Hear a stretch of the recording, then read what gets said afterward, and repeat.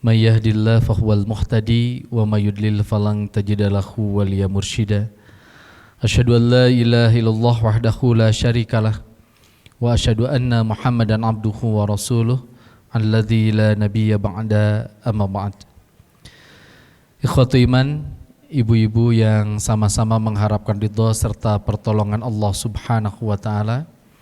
Alhamdulillah, puji beserta syukur kita panjatkan kehadirat Allah Subhanahu wa taala, Allah yang Maha Suci dan Allah yang Maha Tinggi, yang masih mengizinkan kita semua untuk berhimpun pada kesempatan pagi menjelang siang ini. Ucapan terima kasih penghargaan yang setinggi-tingginya teriring doa jazakumullahu khairan katsira saya sampaikan kepada ibu-ibu sekalian, wabil khusus dari ibu-ibu Majelis Ta'lim Humairah yang telah berkenan mengundang saya pada kesempatan pagi menjelang siang ini. Hari ini saya hadir dengan putri kesayangan saya, namanya Zahra Archi Khalida. Dia di depan sekarang, sedang ditugasi oleh panitia untuk memegang laptop. Ini adalah buah hati saya yang kedua, sekarang sedang kuliah di Jogja, mengambil jurusan psikologi, baru semester pertama. Dan belum ada yang mengkhitbah. Jadi nanti kalau ada ibu-ibu punya anak laki-laki mau mengkhitbah putri saya, silahkan. Cantik seperti ibunya. Ikhwatu iman yang saya muliakan, hari ini saya sangat berbahagia bisa hadir di tempat ini, karena hari ini kita akan membicarakan sesuatu yang sangat penting dalam kehidupan keumatan kita, yakni terkait dengan nasib saudara-saudara kita di Palestina. Selama kurang lebih 3 pekan, kita tahu saudara-saudara kita di Palestina, wabil khusus di Gaza, itu dizalimi dengan cara yang sangat luar biasa. Ini adalah peristiwa penzaliman yang paling besar dalam kurun waktu 20 tahun terakhir. Jadi perlu saya sampaikan, konflik antara Israel dan Palestina ini tidak ada yang jauh lebih besar dalam 20 tahun terakhir kecuali apa yang kemudian terjadi di 3 pekan terakhir ini. Saya secara pribadi beberapa saat yang lalu terbang ke 2 negara, yang pertama ke Istanbul, Turki, yang kedua kemarin sambil melaksanakan umroh ke Tanah Suci untuk kemudian menghadiri sejumlah pertemuan aktivis-aktivis kemanusiaan dan ulama muda dunia untuk berbicara tentang persoalan Palestina. Oleh sebab itu hari ini izinkan saya untuk sharing dengan ibu-ibu sekalian. Sharing ini menjadi penting agar kemudian kita semua memahami bahwa perjuangan Palestina merdeka adalah perjuangan kita semua sebagai umat Islam, juga sebagai bangsa Indonesia. Di hari-hari terakhir ini saya cukup khawatir dengan perdebatan-perdebatan yang tidak perlu di media sosial, terutama perdebatan-perdebatan yang sangat disayangkan itu terjadi di antara umat Islam sendiri.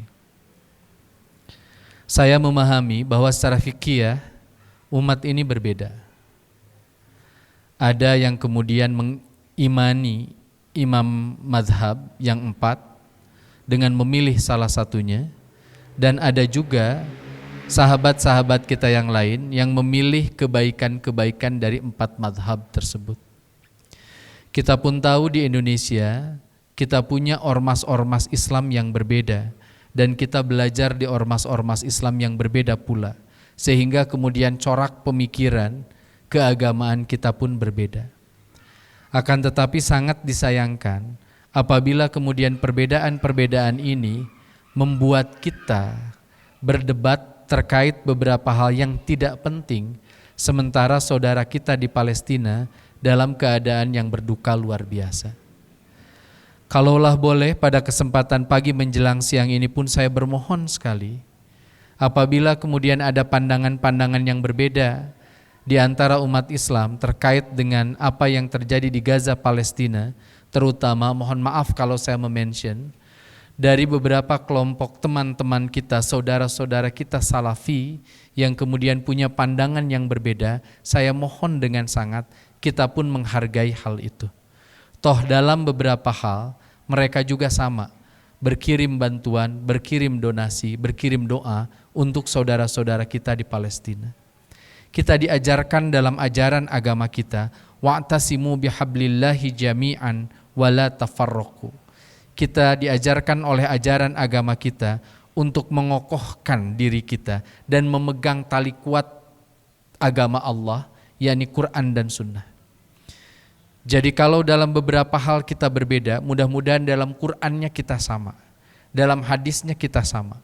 Dan kalau kita berpegang kuat pada tali agama Allah itu, niscaya kita tidak akan tercerai-berai. Dan janji Rasul di dalam hadis yadullah ma'al jamaah, pertolongan Allah akan bersama dengan jamaah itu akan muncul dan hadir di tengah-tengah kita. Ibu-ibu yang saya muliakan, mari kita awali perjumpaan ini dengan mengutip satu firman Allah Subhanahu wa taala yang terdapat di dalam Al-Qur'an surat Al-Baqarah ayat ke-120. Dalam ayat ini Allah Subhanahu wa taala berfirman, a'udzubillahi minasyaitonir rajim, walang tarda ankal yahudu wala nasara hatta tattabi'a millatahum. Saya harus mengungkapkan ayat ini agar kemudian kita punya kesadaran yang sedalam-dalamnya bahwa sampai kapanpun orang-orang Yahudi dan Nasara itu tidak akan pernah ridho membiarkan kita beriman dalam Islam sebelum kemudian kita mengikuti milah mereka. Nah, yang menarik, ibu-ibu yang saya muliakan, kita kadang lupa menafsirkan milah. Banyak orang yang secara gampang menafsirkan ayat ini dengan kalimat orang Yahudi dan Nasrani tidak akan pernah ridho membiarkan kita beriman di dalam Islam sebelum kita masuk agama mereka. Padahal milah itu bukan agama. Milah itu way of life, cara hidup, cara berkebudayaan, cara kita hidup keseharian. Jadi bagi orang Yahudi dan Nasara nggak penting ibu-ibu dan saya masuk Yahudi atau Nasrani, nggak penting. Yang penting cara berpikir kita dan cara bertindak kita dalam kehidupan keseharian kita mengikuti cara-cara mereka. Sebagai contoh, mereka nggak butuh KTP kita berubah agamanya. Mereka hanya butuh kalau kita makan itu nggak sambil duduk dan memakai tangan kanan. Berdirilah kita ketika makan, berjalan-jalanlah kita ketika makan, lalu kemudian pakailah tangan kiri. Mereka sudah happy. Oleh sebab itu mohon maaf sekali, bagi beberapa orang mungkin ini adalah pikiran kolot. Bagi beberapa orang mungkin ini adalah pikiran ortodoks. Saya, istri, dan anak-anak itu nggak pernah mengizinkan kami sekeluarga datang ke sebuah kondangan. Kalau kemudian disediakan makanan tapi kursinya tidak mencukupi, mohon maaf kami sekeluarga pasti tidak akan makan di tempat itu. Kenapa? Kami punya pandangan yang sangat sederhana. Kami tidak ingin menselisihi cara-cara yang sudah diajarkan oleh Allah dan Rasul-Nya. Oleh karena itu kalau ibu-ibu ingin menikahkan putra-putrinya dengan konsep garden party, it's okay, nggak apa-apa. Tapi sediakan tempat duduk yang cukup. Upami teu kiat nyewa kursi, nyewa samak. Sesederhana itu. Kan gak ada larangan tua ngaleut sambil aneprok. Silahkan, gak jadi masalah. Saya pernah bercerita sebuah kisah di tempat ini tahunan yang lalu. Ketika kakaknya Zahra, namanya Adfar Aulia Syuhada, itu sekolah di TK Pembina di Cibiru. Kejadian itu kurang lebih tahun 2009, ketika anak saya usianya itu baru 5 tahun. Saya waktu itu sedang mengisi kuliah umum Sudah masuk sesi tanya jawab, lalu kemudian tiba-tiba handphone saya berdering. Karena saya tahu yang nelpon adalah wali kelas anak saya, maka kemudian saya angkat. Lalu kemudian waktu itu gurunya menyampaikan, "Pak, mohon maaf Adfar nangis di sekolah." Saya tanya kenapa? Sebaiknya Bapak datang, karena Adfar agak sulit untuk ditanya oleh kami. Memang dari keempat anak kami, Adfar ini adalah anak yang paling pendiam. Saya lalu kemudian datang ke sekolah. Saya memendekkan acara kuliah umum di salah satu kampus di Bandung ini dengan segera, karena saya selalu punya prinsip, keluarga itu adalah urusan yang pertama setelah urusan antara saya dengan Allah Subhanahu wa Ta'ala. Saya datang ke sekolah, lalu kemudian saya bertemu dengan gurunya, saya tanya, "Kenapa Adfar?" Dijawab, "Pak, Adfar itu nampaknya dia tidak mau lomba, ikut lomba 17-an. Saya tanya, "Terus apa masalahnya?" "Satu, Pak, Adfar malah nangis. Yang kedua, Adfar kami identifikasi tidak punya competitiveness value, tidak punya daya saing, tidak punya jiwa bertanding di hadapan sahabat-sahabatnya yang lain. Dan bagi kami ini masalah secara psikologis." Saya katakan, "Oke, izinkan saya ngobrol dengan anak saya." Saya datang ke ruangan, lalu kemudian saya peluk erat anak saya, lalu kemudian saya tanya, "Kakak kenapa?" Jawabannya masih ingat betul sampai hari ini. Dia jawab gini, "Papa, kakak diminta sama bu guru untuk ikut lomba balap makan kerupuk. Tapi makannya sambil berdiri. Kan kata papa dan umi, Rasul itu gak ngizinin kita makan dan minum sambil berdiri." Bagi saya, ibu, saya bahagia banget punya anak kayak gitu. Saya ngajarin ke anak-anak saya dari hari itu, biarkan kalian tidak jadi juara di panggung dunia, asal Allah cinta sama kalian. Jadi di bagian pertama izinkan saya mengingatkan, hati-hati, orang Yahudi dan Nasara itu gak akan pernah ridho kita beriman secara baik dalam keimanan yang kita imani hari ini. Guru-guru saya di kampung itu menjelaskan cara mereka menggoda kita. Itu dengan kalimat yang sederhana. Maklum saya ini santri kampung. Satu, mereka akan menguji kita dengan iming-iming. Yang kedua dengan omong-omong. Yang ketiga dengan amang-amang. Sederhana banget. Satu, kita diiming-imingi. Kamu jangan pakai kerudung, lebih baik gak pakai kerudung. Kamu nanti kelihatan seksi, kamu nanti kelihatan gaul, kamu nanti kelihatan keren. Ngapain kamu muda pakai kerudung? Kamu makan masih muda. Nanti kalau udah tua kayak nenek saya baru pakai kerudung. Diiming-imingi dengan tidak memakai kerudung, orang lebih cantik. Ibu, kalau ibu nanya sama saya, Zahra ini cantikan pakai kerudung atau tidak? Nggak pakai kerudung, anak saya ini lebih cantik. Rambutnya bagus sekali. Waktu kecil saya masih ingat betul, Zahra itu pernah diminta oleh salah satu iklan sampo itu untuk merepresentasikan produk tersebut. Saya sempat tergoda, nggak sempat bu, jangan dikira nggak tergoda. Waktu itu hidup lagi miskin-miskinnya gitu. Terus tiba-tiba terbuka jalan. Tapi istri saya ngobrol gini, "Jangan Pak, nggak usah." Saya pakai logika, "Mi, tenang, Zahra ini kan sekarang belum balik dan berakal. Nanti kalau sudah balik dan berakal kita stop." Lalu istri saya jawab gini, "Seberapa kuat keyakinan Papa bahwa Papa dan Umi akan ngerasa cukup dengan apa yang diperoleh? Lalu sekuat apa kita bisa ngontrol keinginan anak kita? Yang kadung misalkan nanti dia jadi famous people." Kami akhirnya nggak ngikutin itu. Ibu-ibu nanti diiming-imingi juga bu. Misalkan mau cepat kaya daripada uang disimpan, lebih baik diinvestasikan. Caranya apa? Dianakeun. Ibu ikut pengajian di MT Humayroh, ngelihat kiri kanan, depan belakang, ada yang wajahnya lagi suntuk. ku ibu ditaruh. Perlu 100 nggak? Biar silaturahmi nggak putus kan? Tanya. Terus kata teman ibu, butuh. Oh ya udah nggak apa-apa, aku pinjemin ya, nanti balikin 120.000. Itu milah orang lain, Bu. Itu milah orang lain. Ibu punya anak, lalu kemudian tiba-tiba usianya sudah 17-18 tahun.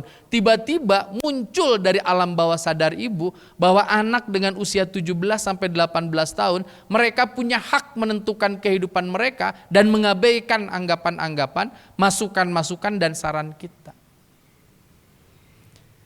Itu milahnya mereka. Kita sebagai orang tua, tanggung jawab kita pada anak berhenti sampai nafas terakhir yang bisa kita hirup di dunia ini. Ibu punya anak, sudah nikah, sudah punya cucu. Anak ibu tetap anak ibu. Dia tetap tanggung jawab ibu. Ustadz kan sudah nikah, sudah ada imam barunya. Tapi ibu tetap adalah ibu yang tetap harus mendoakannya dan memberikan bimbingan terbaik bagi dirinya. Bedanya cuma sedikit, sekarang bandul tanggung jawab itu tidak lagi di bapak, tapi di mantu ibu. Tapi ibu tetap punya tanggung jawab itu. Makanya saya ke anak-anak saya, kalian papa sekolahin biar pinter.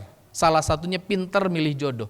Tapi mohon maaf, approval terakhir terkait calon mantu papa yang tetapkan. Jadi silahkan Zahra, Adfar kirim proposal sama saya. Pak, ini calonnya nih. Ya udah, fit and propernya tetap di saya. Kenapa? Lebar atuh Bu.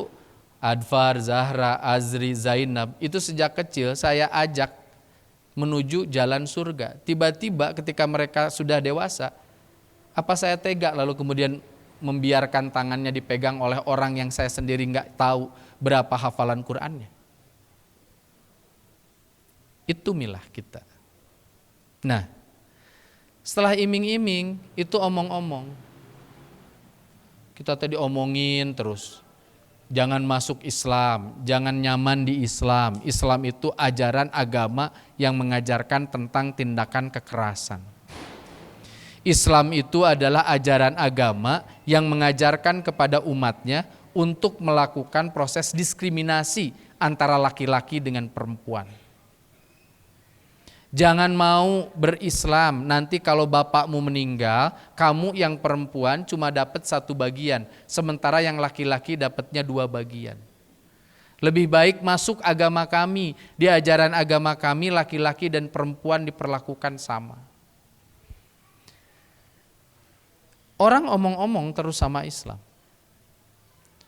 Termasuk bakal banyak yang ngomong tuh kan, lihat umat Islam itu bukan umat yang kuat. Yahudi seluruh dunia hanya 300.000, umat Islam 1,8 miliar, tapi sampai hari ini Palestina belum merdeka. Udah kamu shifting aja, udah kamu pindah aja dari ajaran agama kamu menuju milah kamu. Nah yang terakhir, kalau iming-iming gak bisa, omong-omong gak bisa, amang-amang. Dina bahasa Sunda teh ngamang-ngamang senjata. Jadi kita akan diancam dengan todongan senjata. Dan sekarang yang terjadi di Palestina itu bukan dengan todongan senjata. Senjatanya sudah diletupkan. Sejak 3 pekan yang lalu lebih, hari ini kita sudah mulai masuk ke pekan keempat. Penzaliman yang dilakukan oleh Israel terhadap Palestina. Itu sudah terjadi penistaan nilai-nilai kemanusiaan yang luar biasa. Nah, kenapa hal ini terjadi? Izinkan saya menyampaikan ini secara cepat. Yang pertama, ibu-ibu mesti ngerti bahwa sesungguhnya Islam, Nasrani, dan Yahudi dalam bahasa yang paling sederhana pada awalnya berasal dari bapak yang sama. Maka orang barat yang namanya Karen Armstrong, dia menyebut Yahudi, Nasrani, and Islam are Abrahamic religions. 3 agama besar dunia ini mereka disebut sebagai agama-agama yang turun dari kaki Nabi Ibrahim alaihissalam. Kita tahu Nabi Ibrahim itu punya 2 anak yang paling ternama. Satu Nabi Ishak, yang kedua Nabi Ismail. Dari sisi Nabi Ishak, itu lalu kemudian nanti ada 2 agama besar yang tumbuh. Saya harus mengatakan 2 agama besar yang tumbuh karena memang seperti itu realitas sekarangnya. Meskipun kalau ibu nanya sama saya sekarang, apakah kemudian Yahudi dan Nasrani itu masih merupakan milah Ibrahim, maka dalam jawaban umat Islam, Yahudi dan Nasrani itu bukan milah Ibrahim. Karena di dalamnya sudah terdapat penyelewengan tertentu. Nah, dari Nabi Ishak itu kita akan menemukan 2 agama besar, Yahudi dan Nasrani. Sementara itu dari sisi Nabi Ismail alaihissalam, Nabi Ismail alaihissalam itu hanya punya 1 cicit yang jadi nabi, namanya Nabi Muhammad sallallahu alaihi wasallam, yang akhirnya membawa Islam, dan Islam membersihkan lalu kemudian menyempurnakan seluruh ajaran-ajaran keagamaan yang pernah tumbuh di dunia ini dari mulai zaman Nabi Ibrahim sampai zaman Nabi Isa alaihissalam. Nah, oleh karena itu, izinkan saya menyampaikan Yahudi, Nasrani, dan Islam itu sama-sama agama misi. Jadi kalau kita mengenal, kalau kita mengenal Buddha dan Hindu, itu tuh bukan agama misi. Makanya jarang kita mengenal kalimat Buddhaisasi, Hinduisasi, jarang. Tapi kalau Kristen, kita sering mendengar kalimat Kristenisasi. Kalau Islam kita sering mendengar Islamisasi. Kenapa Yahudi, Nasrani, dan Islam itu lalu kemudian berupaya melebarkan jangkauan dakwahnya dalam tanda petik, jangkauan pengaruhnya dan memperbanyak umatnya? Karena 3 agama ini adalah agama misi. Bagi orang Nasrani, saya dan ibu-ibu ini domba tersesat. Oleh karena itu mereka mau ngubah kita jadi manusia yang gak tersesat. Jadi saya pernah ketemu dengan salah seorang pendeta muda, karena kebetulan kajian saya ini salah satunya kontrastive kultur kunde, perbandingan madhab, filsafat, keagamaan, dan kebudayaan. Dia ngeritik saya. Tan, agama kamu tuh kasar banget sama kami. Di dalam suratul Fatihah, agamamu menyebut kami sebagai ghairil maghdubi alaihim waladdallin, orang-orang yang tersesat dan dimurkai Tuhan. Apa jawaban saya? Ajaran agama kami lebih lembut. Karena bagi kami, kalian hanya orang-orang tersesat. Kami di ajaran agama kalian sudah tersesat, domba pula. Jadi lebih kasar kalian, saya bilang. Oleh karena itu Bu, kita harus jujur sebetulnya sebagai bangsa, orang Kristen itu akan berupaya menjadikan kita jadi Kristen. Dan kita juga harus jujur, kita sebagai umat Islam sampai hayat hilang kita di muka bumi ini, selama hayat masih di kandung badan, kita pun akan berikhtiar menjadikan orang-orang non-muslim sebagai muslim. Itu bawaan kita. Jadi saya pernah ditanya oleh orang-orang Kementerian Agama, Ustadz bisa nggak setiap umat beragama di Indonesia itu tidak melakukan dakwah kepada orang yang sudah punya agama? Kan begitu aturannya. Saya bilang sebagai bentuk aturan silahkan tulis. Tapi dalam prakteknya hal ini tidak mungkin terjadi. Karena orang Islam kita diwajibkan untuk berdakwah. Orang Nasrani punya misi, orang Yahudi punya misi. Bayangin aja dari dulu yang namanya penjajahan itu mereka pakai konsep 3G. Gold, Glory, and Gospel. Mereka datang ke Indonesia untuk nyari emas. Emas yang dimaksud adalah rempah-rempah. Glory menunjukkan kejayaan bangsanya. And Gospel menyebarkan ajaran agama Kristen. Kita juga sama. Ghana itu awalnya mayoritas Kristen. Datang pendakwah dari Islam, sekarang 90% jadi Muslim. Itu realitasnya seperti itu. Oleh karena itu saya pengen menyampaikan, dalam tanda petik mau tidak mau akan selalu ada peperangan abadi antara tiga agama besar ini. Tapi tentu dalam zaman modern pengennya peperangan itu tidak dalam bentuk fisik, tapi cukup gozul fikr, peperangan pemikiran. Nah sekarang di Timur Tengah, tepatnya di Palestina, itu sedang terjadi peperangan, bahkan dalam bahasa saya bukan peperangan, tapi penzaliman. Mohon maaf ya, saya juga cinta sama Hamas. Saya cinta sama pejuang-pejuang kita. Tapi kalau dikatakan apakah itu perang atau tidak, saya pikir kalau mengatakan ini perang, harusnya perang itu kedua belah pihak itu dalam posisi yang kurang lebih sejajar. Ini gimana sejajar coba? Palestina itu mohon maaf sampai sekarang belum punya tentara perang.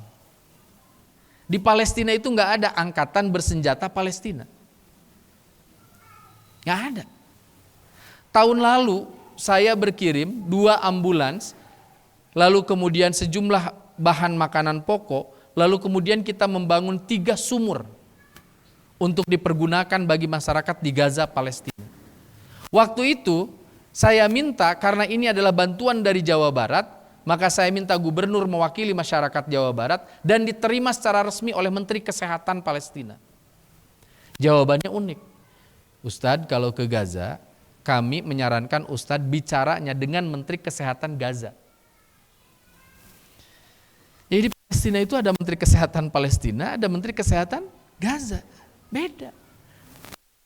Karena Palestina yang disebut oleh PBB itu adalah Palestina yang dikuasai oleh faksi Fatah.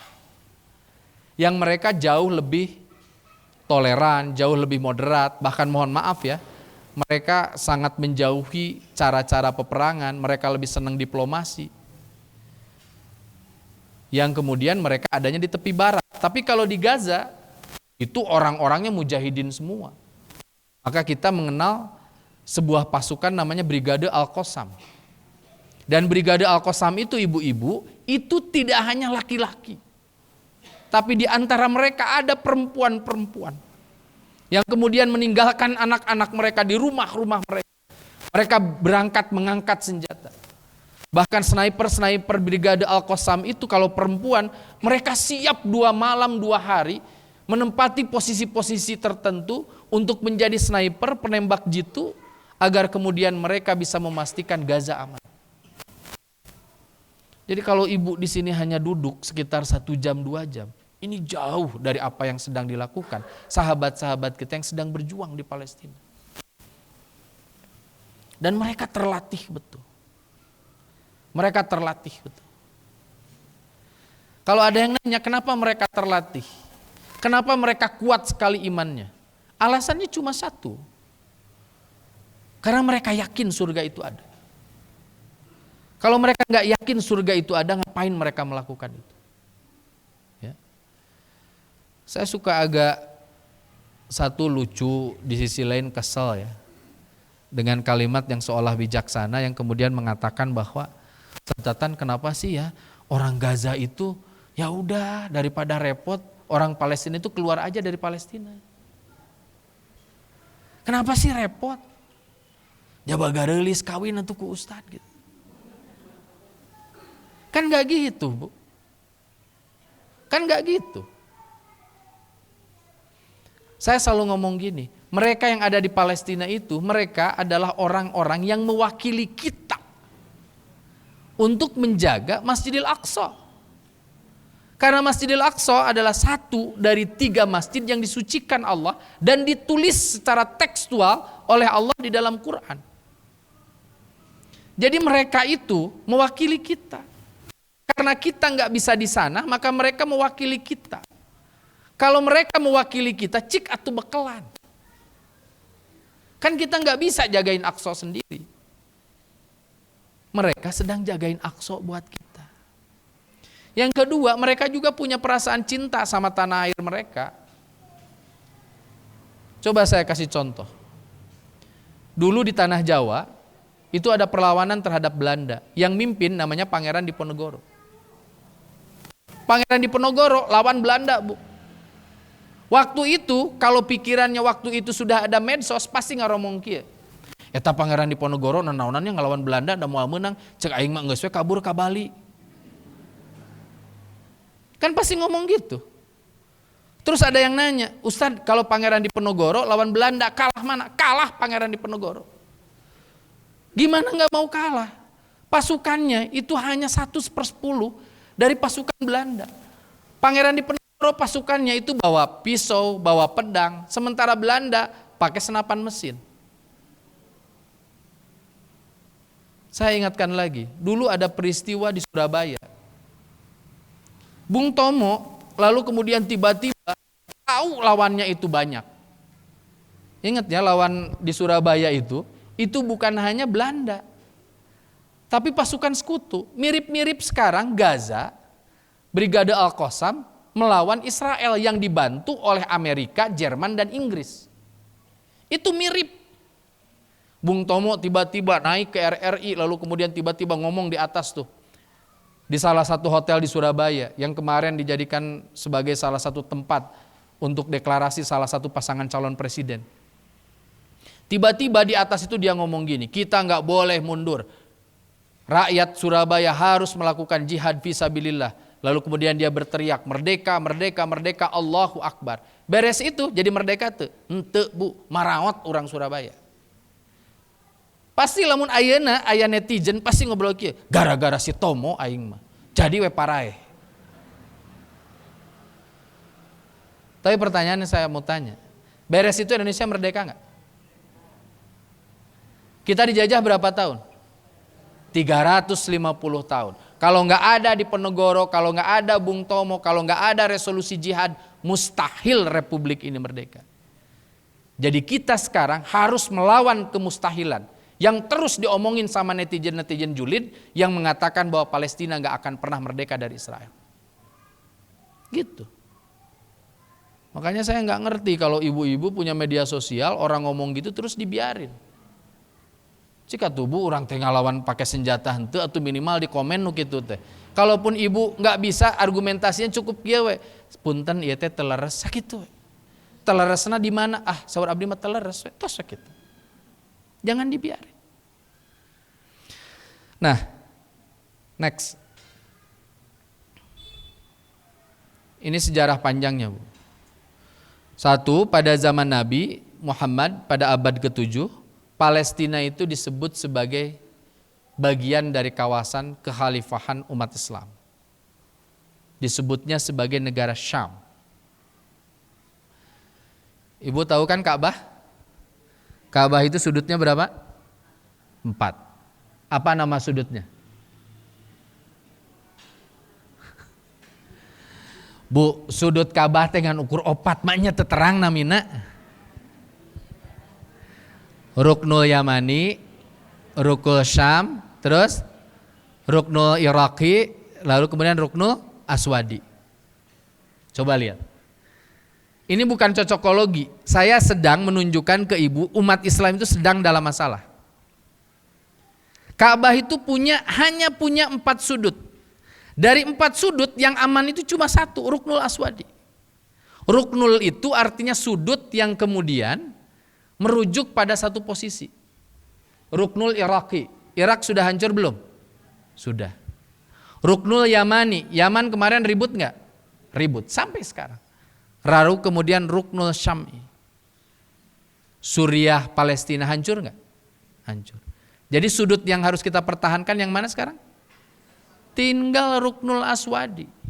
Pernah berpikir nggak sih orang-orang yang gak suka sama Islam itu menghancurkan Islam dari 4 penjuru angin dan 3 penjuru angin kita sudah akan kalah kecuali kita melakukan perlawanan. Makanya mohon maaf saya gak habis pikir. Ini kritik ya. Kemarin ada jamaah umroh yang kemudian ditahan oleh pemerintah Saudi Arabia karena di Jeddah dia lalu kemudian membentangkan syal seperti yang saya pakai. Jadi saya sampaikan ke ibu, kalau ibu sedang beribadah umroh, ibu tidak boleh membentangkan bendera apapun terkhusus bendera Palestina. Karena itu akan menjadi delik hukum bagi pemerintah Saudi untuk menahan ibu. Saya nggak ngerti. Dan saya harus jujur bahwa pemerintah Saudi Arabia itu adalah pemerintah di antara negara-negara Islam yang paling besar sumbangannya untuk Palestina. Mesti paham ya, kalau sumbangannya mah paling besar. Tapi sayangnya sampai hari ini belum punya keberanian untuk menentang penjajahan Israel secara terbuka. Jadi kemarin ketika saya sedang ada di Saudi, saya lihat ada demo besar tuh di Bandung. Terus ada sahabat saya, salah satu pimpinan demo itu nanya ke saya, Sadatan, boleh nggak kita dalam salah satu tuntutan kita meminta kepada Presiden Jokowi untuk mengirimkan TNI ke Gaza? Saya jawab, sebagai bentuk permohonan bagus. Tapi Anda mesti paham, jangankan Jokowi, Raja Saudi saja nggak berani ngirim pasukan. Nggak berani. Kalau ibu lihat sekarang ada tentara dari Yaman yang kemudian akan diturunkan, ibu juga harus agak hati-hati ya kalau menyebar berita. Kemarin saya ngobrol dengan putri saya, teh ini pasti hoax. Ibu pernah nggak dengar berita bahwa Menteri Pendidikan dan Kebudayaan Palestina mengatakan bahwa tahun pendidikan di Gaza itu dinyatakan berhenti karena seluruh murid wafat. Itu ibu nggak usah terlalu pinter untuk memahami bahwa itu hoax. Itu hoax, Bu. Tapi kan orang teh saking kuhayang mela, kadang mah jadi belet gitu. Disebar ke orang teh. Gimana mungkin coba ada tahun ajaran pendidikan diberhentikan di tengah-tengah. Itu nggak make sense banget. Jadi tolong hati-hati. Sama seperti ikhtiar kita memboikot produk. Kemarin ada yang lucu, ada ibu-ibu tuh membakar sejumlah produk. Ku abdi teh diilikan di Facebook nanti, nah hanya eta produk eta mah produk Yahudi. Ku abdi di komen, ibu punten nu eta mah sanes produk Yahudi. Alah cenah ustad kumaha atuh datos kaduruk. Dan ingat ya, ini saran saya, sesuatu yang sudah kita beli, kalau itu sudah kita beli, nggak usah kita hancurkan. Kalau itu sudah ada, ya nggak usah. Kan ada yang beli sabun, beli apa ya, terus ibu teh, wah iya produk Yahudi, ngesepicen. Jangan kalau udah ada mah, kalau kata saya ya, karena itu jadi mubazir. Jadi mubazir. Ari ngamek teh anger bu kedah hitungan.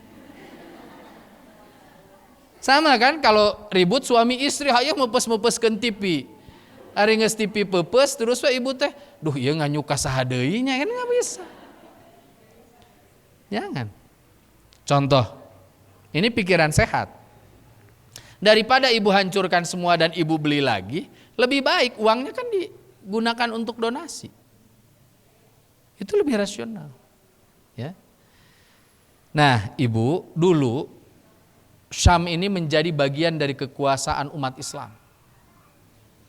Dan tidak hanya pada zaman Nabi, tapi juga dari zaman kekhalifahan Turki Utsmani. Dari tahun 1516 sampai 1917. Ini jadi kekuasaan kita. Kalau ada yang nanya, Ustadz waktu zaman Nabi dan zaman kekhalifahan Turki Utsmani, yang tinggal di Palestina siapa saja? Jawabannya orang-orang Yahudi, Nasrani dan Islam, dan mereka semuanya hidup rukun. Sayang saya tidak menampilkan di sini gambar ya, betapa Palestina itu sebagai satu kawasan luas itu jadi kawasan yang sangat beradab dan bermartabat. Gedung-gedungnya keren, tempat-tempatnya indah. Sama kalau ibu pernah datang ke Suriah sebelum perang. Suriah itu dulu Bu, itu jadi salah satu tempat bagi orang untuk berwisata di Timur Tengah. Indah Bu, karena saya pernah ke situ, indah luar biasa.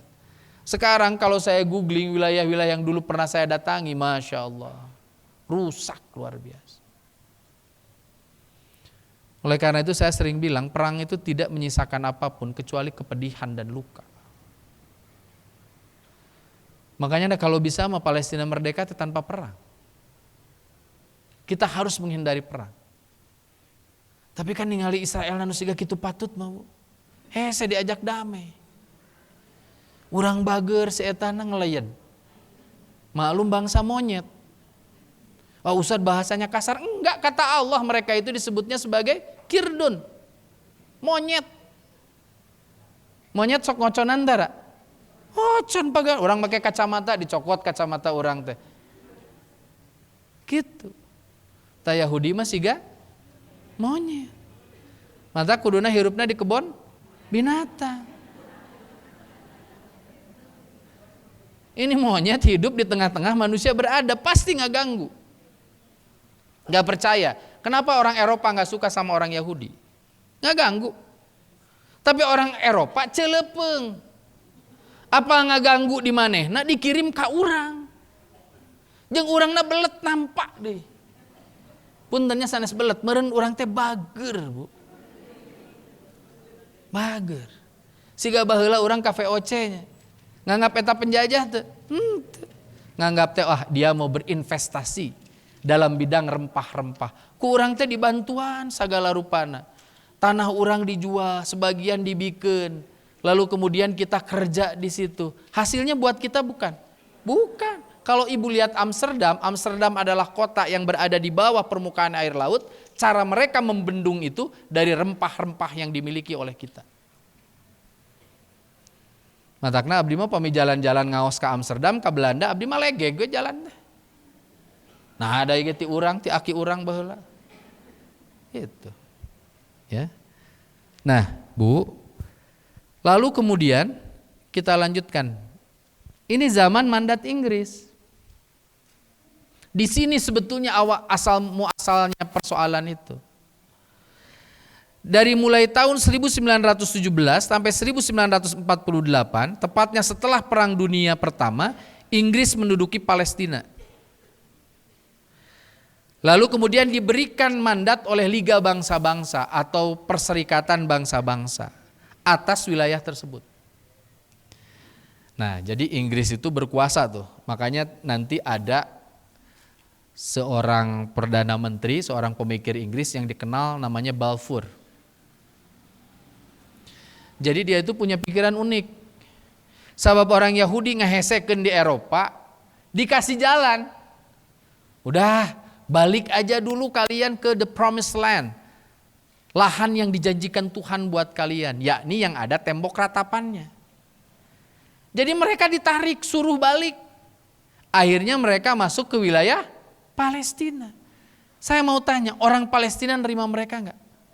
Nerima, Bu. Makanya ibu kalau googling, tulis di situ. Nanti ya di Google, visa Simon Peres. Eta Simon Peres begung, kurang dahar.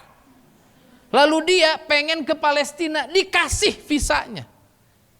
Dan setelah dikasih visa, si Simon Peres itu yang awalnya jadi turis dan minta perlindungan itu tiba-tiba jadi penjajah. Jahat tuh.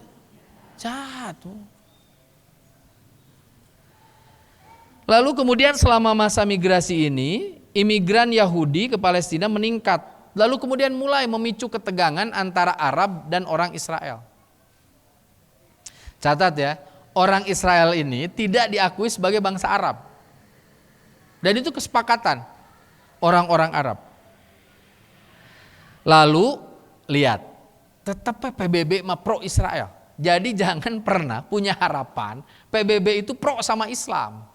Gak ada tuh sejarahnya.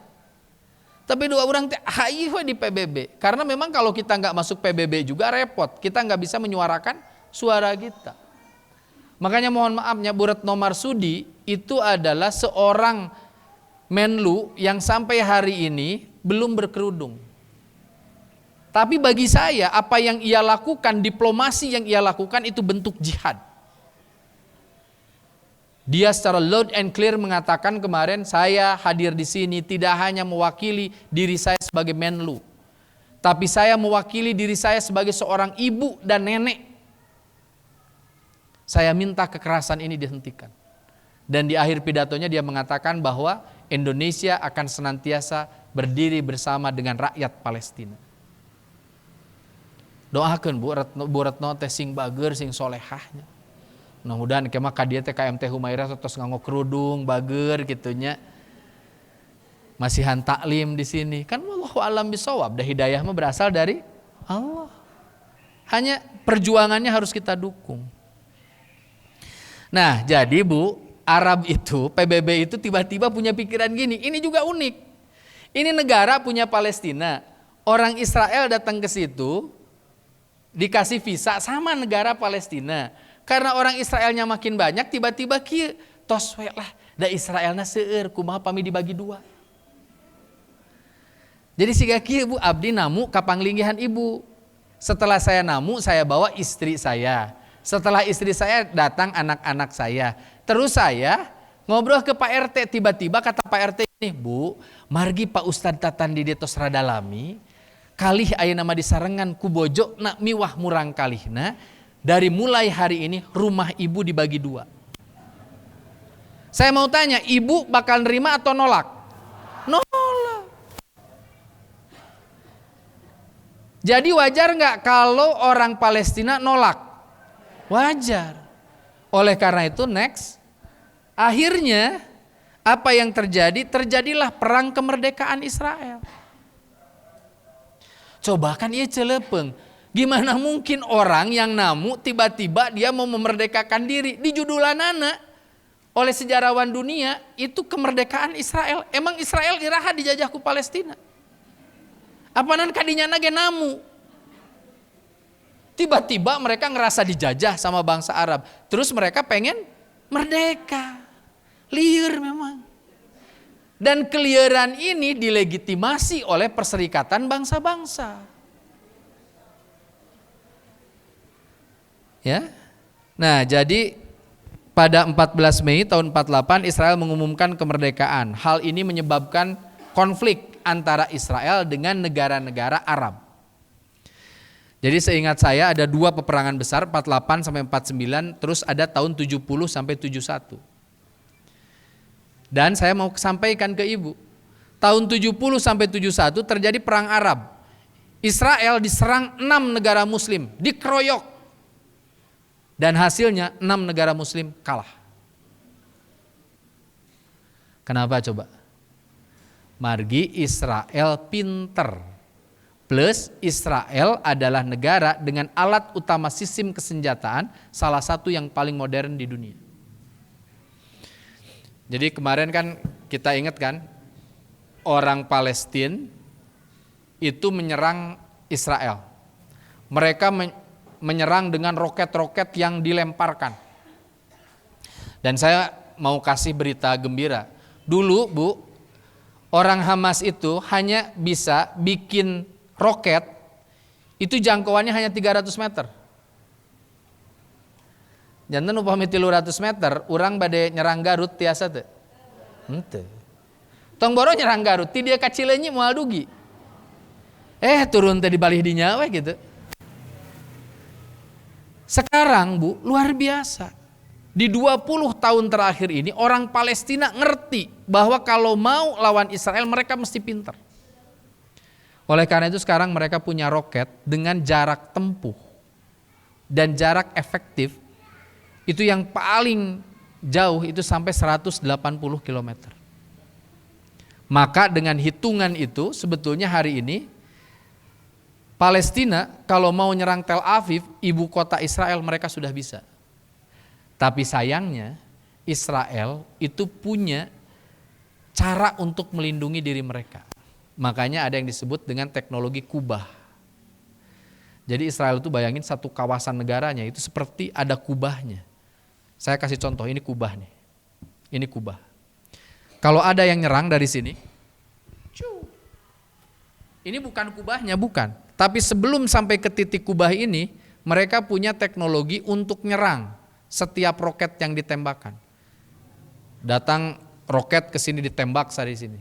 Jadi mereka, orang-orang Israel itu secara umum, mohon maaf, itu kalau diserang sama Palestina, mereka seperti pesta kembang api.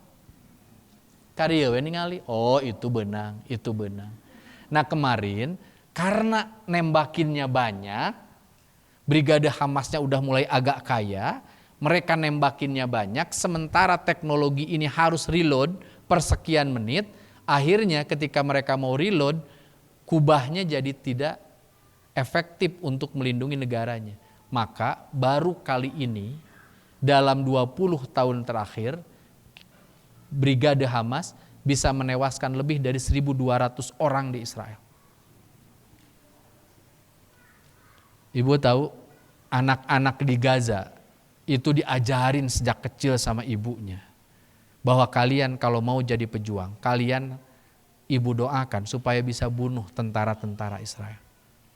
Dan doktrinnya kalau kalian gak bisa bunuh mereka dengan pedang dan atau dengan senjata, maka bunuh mereka dengan tubuhmu.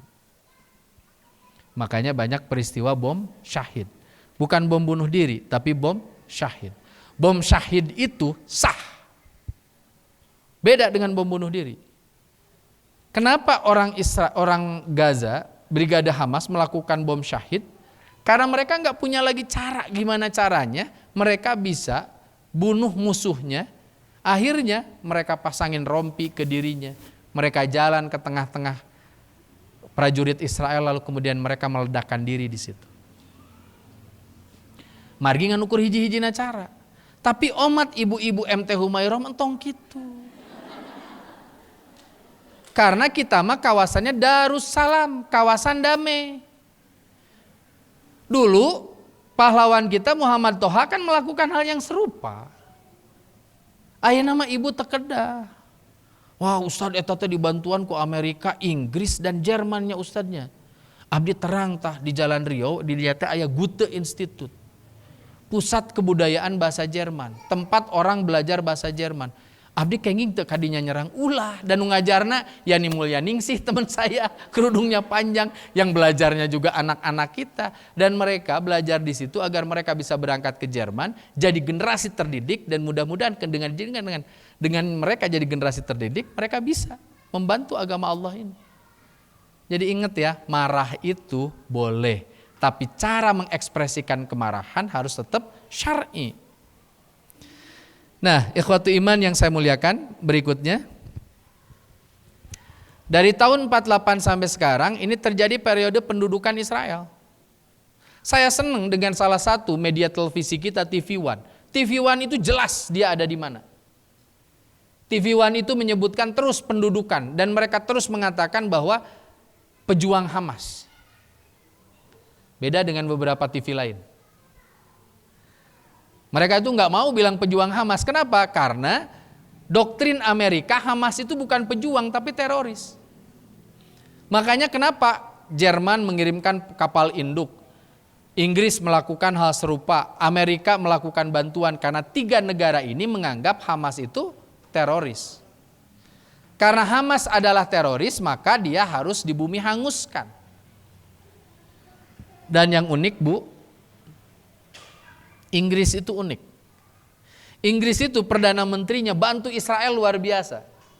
Tapi di Inggris sudah 3 pekan terakhir ini, pekan pertama mereka aksi demonstrasi dekat London Bridge itu 200.000 orang. Berikutnya 300.000 orang. Dan kemarin 1 juta orang. Jadi ternyata Muslim Inggris itu jauh lebih besar ketimbang Muslim Indonesia. Kemarin ada demo tanggal 28 Oktober. Itu hari saya pulang dari Saudi. Saya punya pikiran, saya pikir akan bisa mengulangi 212. Ternyata enggak. Kita kalah dengan Inggris, padahal yang demo di Inggris itu bukan hanya umat Islam. Karena umat Islamnya sedikit. Mereka demo karena mereka punya nurani diri mereka sebagai manusia. Maka kan kita sering temukan kan meme di Facebook, di Instagram, di Twitter dengan kalimat kita nggak usah jadi Muslim untuk bela Palestina, cukup kita jadi manusia. Nah makanya ini yang saya dorong. Nih pendudukan Israel itu kita semakin terdesak ya. Sampai kalau ada peta itu Israel, Palestina yang awalnya segede gini sekarang tinggal di sini sedikit lalu kemudian di atas sedikit. Jantan upami petana Indonesia, kawitna Indonesia teh milik orang, tiba-tiba orang hanya menguasai Kepulauan Riau sedikit, mungkin hanya sekitar Batamnya aja lah, Batam dengan Bali. Dan sekarang Batam dan Balinya mau diambil. Makanya kalau ada pertanyaan, Ustadz kenapa sekarang Israel melakukan serangan darat? Israel melicik bu, tuanian paharep-harep. Terus diserang pakai roket, sudah hancur baru kemudian serangan daratnya dilancarkan. Dan saya sampaikan, kalau serangan darat ini berhasil, Gaza akan jatuh ke Israel. Gimana caranya saudara-saudara kita mempertahankan Gaza? Mereka melakukan peperangan gerilya sebagaimana yang dilakukan oleh Sudirman di masa lalu. Sama bu dengan Pak Dirman. Kalau Pak Dirman itu dari hutan ke hutan, di sana nggak ada hutan. Di mana mereka harus sembunyi? Mereka harus sembunyi di lorong-lorong di bawah tanah. Tahun 2018 saya pernah masuk ke Gaza dari perbatasan Rafah. Ruangannya segede mana Ustaz? Tingginya hanya sekitar 1,5 meter, ini lorong paling gede, lebarnya cuma 1 meter. Lorongnya kalau kita masuk perbatasan Rafah dari Mesir, hendak masuk ke Gaza, itu yang paling pendek 300 meter, yang paling panjang sampai 4,5 kilometer. Tanpa kemudian punya keyakinan di bawah ada oksigen yang cukup. Makanya saya masih ingat betul ketika saya akan masuk, teman saya agak joke ya, tapi agak dark joke. Jadi candaannya agak menakutkan. Ustadz itu badannya segede gini, gimana kalau di bawah nggak ada oksigen gitu. Ya kan orang perang ente mautnya kan. Tapi kita kan mesti tahu seperti apa penderitaan mereka di situ. Kemarin sebelum Mesir membuka perbatasan bu, sekarang perbatasannya dibuka atas dorongan 2 kepala negara yang sangat kuat. Satu Perdana Menteri Malaysia, yang kedua Presiden Turki. Saya tuh nangis bu lihat Perdana Menteri Malaysia. Di Malaysia demo itu dipimpin Perdana Menteri. Dikumpulin seluruh rakyat Malaysia. Ormas-ormas Islamnya dikumpulin. Dipimpin oleh Perdana Menteri. Dan Perdana Menteri yang orasi itu. Padahal ibu tahu Malaysia itu sekian banyak investornya itu dari negeri-negeri barat. Terutama Inggris. Ingat Malaysia itu negara persemakmuran. Makanya kan sempat ada isu kemerdekaan Malaysia akan dicabut sama Inggris. Itu juga hoax. Bodoh we lamun Inggris melakukan itu. Mungkin dia akan diserang oleh begitu banyak negara gitu kan. Tapi Perdana Menteri Malaysia itu punya kepedulian. Gimana presiden kita? Alhamdulillah kamari. Ya sakit juga alhamdulillahnya punya pidato 3-4 menit lah ya. Lumayan mengutuk gitu kan. Terus kita juga harus bersyukur negeri ini mulai pekan ini akan mengirimkan bantuan on behalf our country, on behalf negara Republik Indonesia. Sakit geleheng. Ya jangan harap Pak Jokowi sama seperti Perdana Menteri Malaysia. Nah, jangan ya pakai bahasa Inggris meluap-luap, ngutip Quran, ngutip hadis. Ya setiap orang kan ada makomnya ya. Pak Jokowi mah cukup gini. Saya merasa kecewa. Kita akan kirimkan bantuan. Saya sudah minta ke PMI dan ke Menlu untuk menyampaikan sikap resmi negara kita. Terima kasih. Assalamualaikum warahmatullahi wabarakatuh. Sakitu ge omat bu orang teh kudu bersyukurnya ulah ge. Cih si eta manis siga kitu ulah. Ibu teh langsung ini alhamdulillah geuning presiden urang teh aya gitu. Mungkin kemarin-kemarin agak sibuk dengan urusan keluarga ya.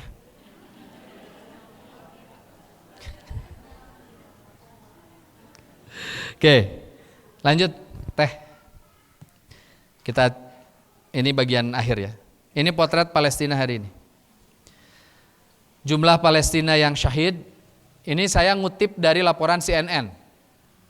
CNN ini kantor berita yang terkoneksi dengan seluruh dunia. Jadi ini angka paling moderat. Saya meyakini lebih dari ini. Tapi kita ambil deh. Ini kantor berita Indonesia yang terkoneksi dengan kantor berita asing, yang CNN-nya sendiri itu agak pro dengan Israel. Ya. Jadi saya cuma pengen menyampaikan bahwa ini data mereka nih. Jumlah Palestina yang syahid 9.521 jiwa. 66% korbannya adalah anak-anak dan perempuan. Yang menurut hukum internasional bahwa anak-anak, perempuan dan orang tua itu tidak boleh menjadi collateral damage dari sebuah peperangan yang terjadi atas apapun logika dan argumentasinya. Ya. Dan korban anak-anaknya mencapai 3.000 jiwa. Ya. Dan ini yang terjadi. Dan jahatnya kan, kemarin terjadi kejahatan yang luar biasa. Yang pertama ada pengeboman terhadap rumah sakit. Rumah sakitnya itu rumah sakit Kristen, Bu. Itu rumah sakit Kristen. Yang diserang itu rumah sakit Kristen. Jadi saya hanya cuma ingin mengetengahkan isu bahwa ini bukan hanya sekedar isu agama, ini juga isu kemanusiaan. Makanya tahta suci Vatikan itu mengecam keras sekali kecamannya. Kenapa? Karena ini sudah jadi isu kemanusiaan. Bayangin, rumah sakit dibom. Dan kemarin ada kejahatan yang lebih gila. Israel itu mengannounce kayak gini, Cimahi akan dibom. Mereka umumkan, Cimahi akan saya bom, Cimahi akan saya serang. Yang akan saya serang adalah Cimahi Tengah. Saya minta, kata Israel, silahkan penduduk sipil bergerak ke Cimahi Utara. Anda tahu, penduduk Israel, penduduk Palestina, anak-anak dan orang tua, meski mereka pun cinta sama tanah air mereka, tapi mereka kan harus hifdun nafs, menjaga jiwa. Mereka bergeser ke utara, dan di utara justru mereka dibom. Kan ini jahat. Makanya betul, Bu. Statement Menteri Pertahanan Israel itu memang betul. Mereka menganggap Palestina bukan manusia tapi binatang. Kan itu seperti, mohon maaf, kita nangkap tikus. Di Paraban di itu padahal di itu aya lem. Di Paraban di itu padahal Parabna teh racun. Persis itu. Nah, sekarang di bagian akhir saya ingin menyampaikan apa yang bisa kita lakukan. Ya. Apa yang kita lakukan? Jangan kemudian tiba-tiba kita menganggap bahwa kita nggak bisa melakukan apapun. Saya nggak suka gitu dengan kalimat-kalimat yang semacam itu. Banyak orang yang tiba-tiba mengatakan we cannot do anything for Palestine. Padahal enggak.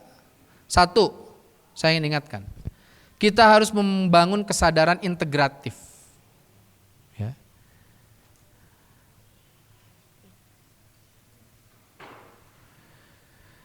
Kita mau membangun kesadaran integratif.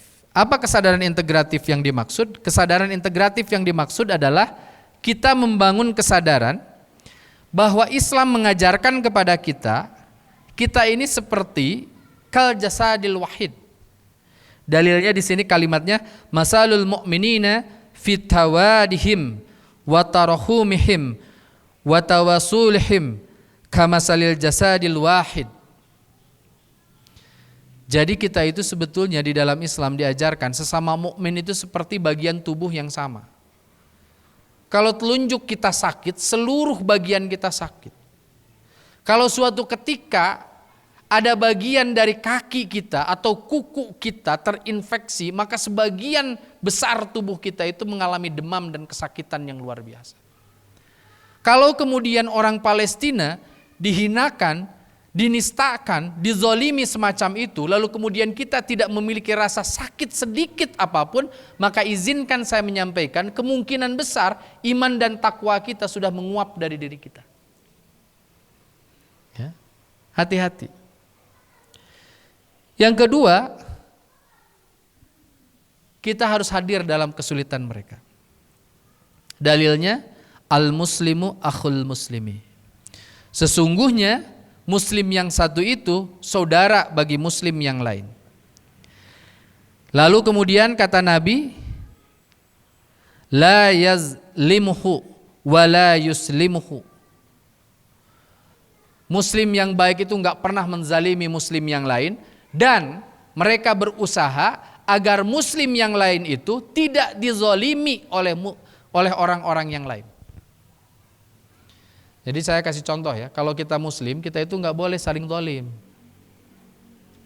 Ibu nggak boleh tuh ngomongin ibu-ibu yang lain. Cek ibu-ibu di tukang teta, ibu-ibu nu diharapnya tiap ngaji anger we diharap.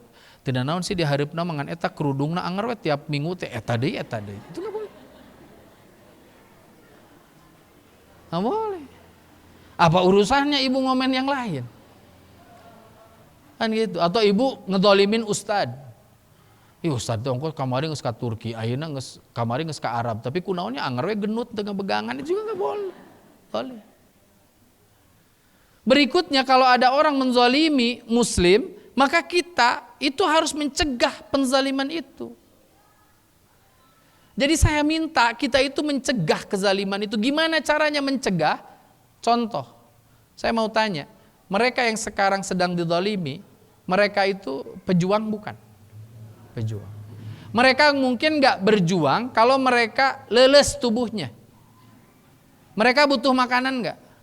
Mereka butuh minuman gak? Mereka butuh alat-alat obat-obatan gak? Oleh karena itu kita hadir untuk mereka. Kemarin saya ngobrol dengan ibu. Alhamdulillah, kemarin sebagian dari ibu-ibu ini sudah ada yang berkirim bantuan. Karena salah seorang adik saya sedang ada di Gaza. Dia termasuk dari 10 WNI yang gak mau dievakuasi. Seorang dokter dan bekerja untuk kemanusiaan. Kemarin 3 hari sempat hilang kontak karena Israel memutus jaringan internet. Tapi alhamdulillah sekarang dengan banyak ikhtiar akhirnya sudah terhubung lagi. Itu cerita, Bu. Ibu tahu nggak? Di situasi perang orang masih ada yang melahirkan nggak? Ada. Dan banyak peristiwa kelahiran, terutama yang, mohon maaf ya, yang akhirnya harus disesar dengan satu dan yang lain hal. Itu sekarang 95% operasi itu sudah tanpa melakukan pembiusan.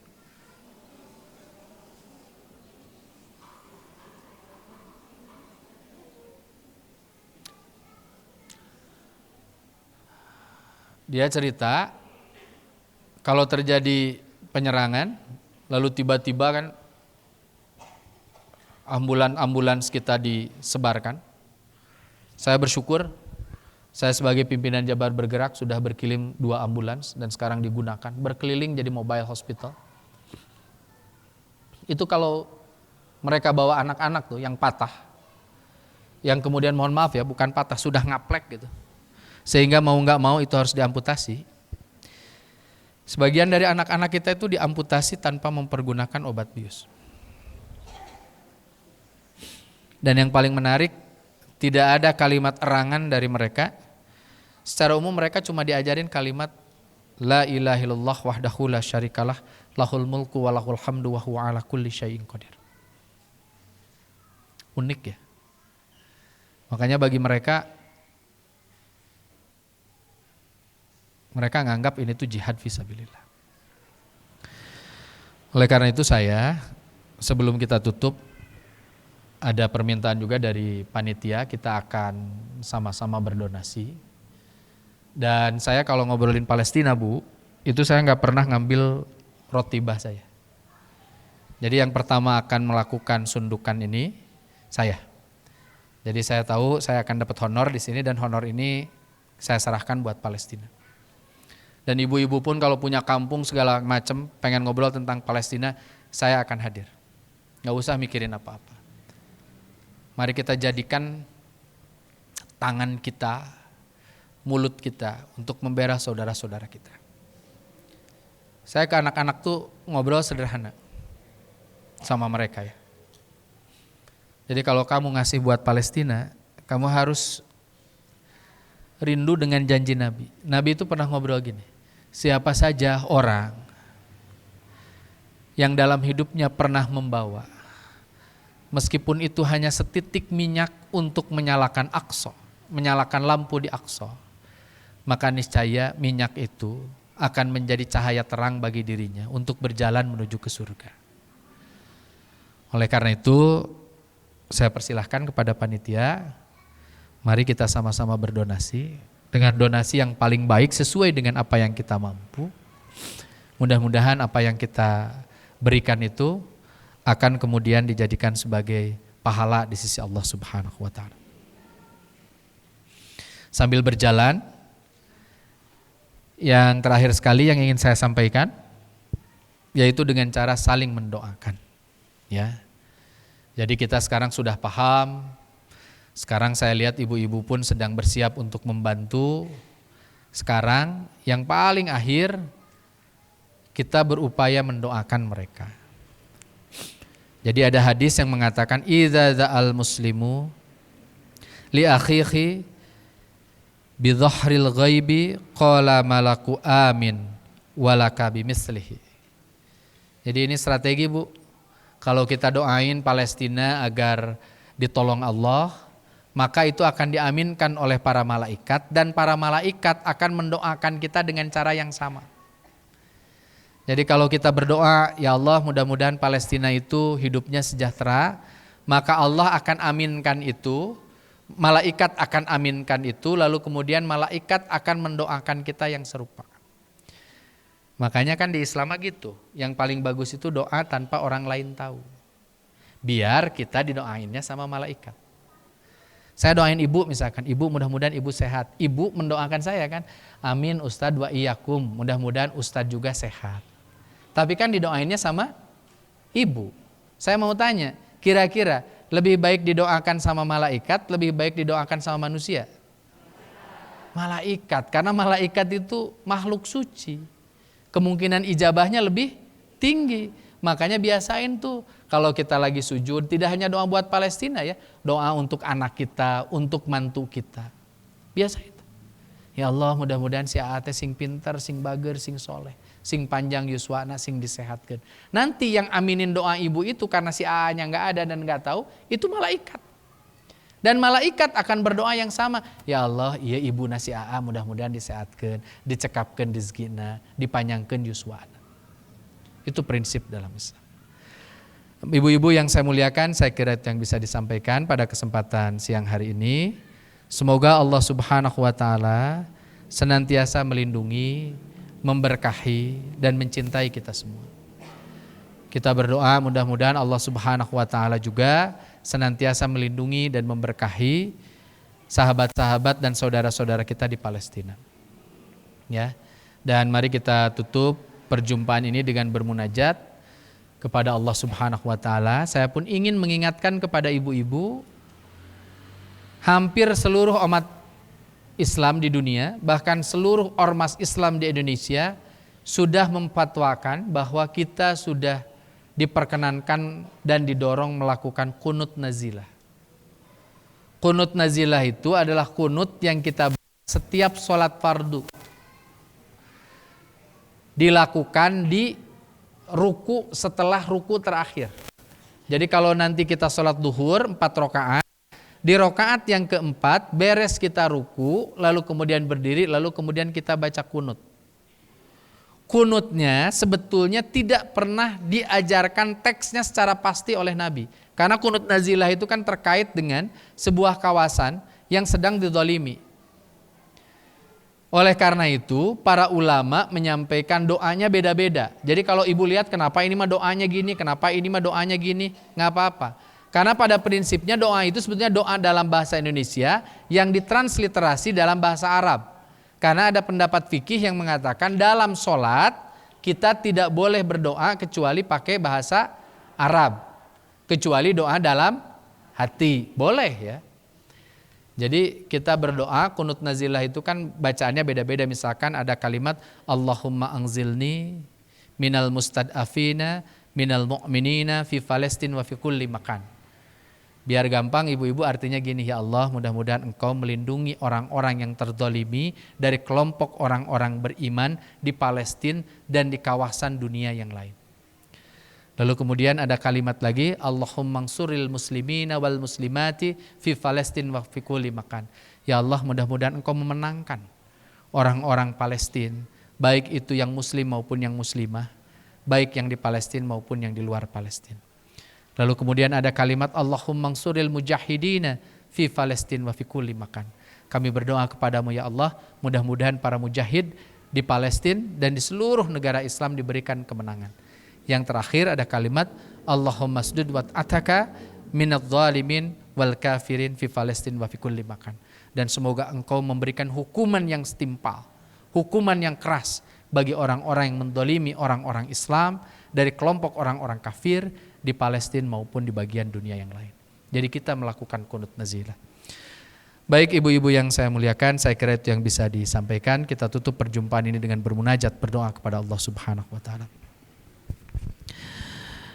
Bismillahirrahmanirrahim. Rabbana afriq alaina sabra wa sabbit aqdamana fansurna 'alal qaumil kafirin. Rabbana la tuzigh qulubana ba'da idh hadaitana wa hab lana min ladunka rahmah innaka antal wahhab. Rabbi hab li minas salihin. Allahumma inna nas'aluka salamatan fid din wa afiyatan fil jasad wa jihadatan fil ilmi wa barakatan fi rizqi wa taubatan qabla al maut wa rahmatan indal maut wa maghfiratan ba'dal maut. Allahumma hawwin alaina fi sakaratil maut. Allahumma anzilni minal mustad'afin minal mu'minin fi Palestin wa fi kulli makan.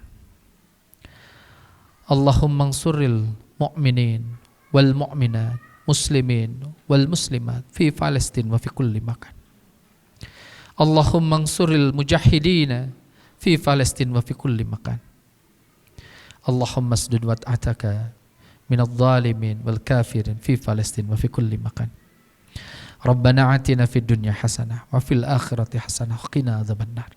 Aqulu qouli hadza wa astaghfirullah li wa lakum wa lafu minkum walhamdulillahi rabbil alamin. Terima kasih ibu-ibu atas segala perhatiannya. Mohon maaf atas segala kekhilafannya. Aqulu qouli hadza wa astaghfirullah li wa lakum. Wassalamualaikum warahmatullahi wabarakatuh.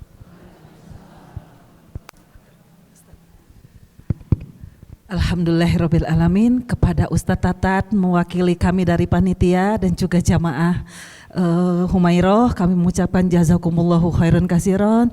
Mudah-mudahan Ustadz selalu diberkahi, dirahmati Allah. Berikut kita pun demikian adanya. Iya ibu-ibu, sekali lagi terima kasih atas infaknya, terima kasih sudah hadir di Majelis Humairoh. Mudah-mudahan insya Allah kita hari Kamis nanti bertemu kembali ya Bu ya, dengan Ustazah Mimin Aminah. Dan perlu kami sampaikan juga bahwa donasi yang telah terkumpul di 2 minggu kemarin sebesar Rp8.605.000, Masya Allah tabarakallah, melalui Ustadz Tatan yang hari ini akan kita titipkan kembali. Dan Ustadznya demikian luar biasa mencontohkan untuk kita semua. Mudah-mudahan dari contoh kecil yang tadi Ustadz ajarkan itu menjadi motivasi untuk kita semuanya. Alhamdulillah atas ilmunya Ustadz. Terima kasih Neng Zahra sudah membantu kita. Maklum ibu-ibu panitia di sini tuh gaptek. Jadi pertolongan Allah itu ternyata ada dimanapun. Jadi kita tidak bisa ada Neng Zahra hari ini. Alhamdulillahirabbil alamin. Baiklah ibu-ibu, kita ucapkan hamdalah, alhamdulillahirabbil alamin. Subhanakallahumma wa bihamdika asyhadu alla ilaha illa anta astaghfiruka wa atubu ilaik. Wabillahi taufik wal hidayah. Assalamualaikum warahmatullahi wabarakatuh.